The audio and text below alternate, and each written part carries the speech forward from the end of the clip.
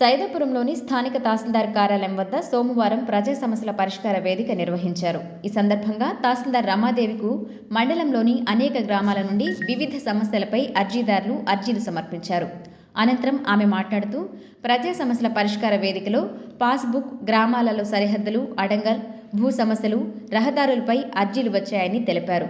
స్వీకరించిన అర్జీలను సంబంధిత అధికారులకు అందజేస్తామని, అలాగే రెవెన్యూ అర్జీలను పరిశీలించి సమస్యలను పరిష్కరించాలని సిబ్బందికి ఆదేశాలు ఇస్తామన్నారు.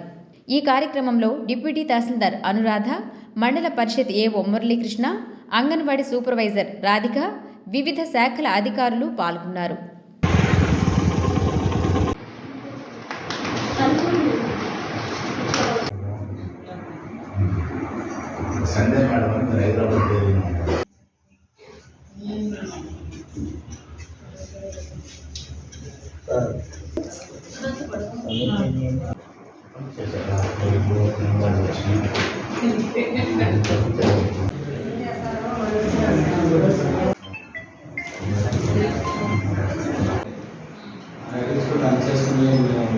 చేసుకుని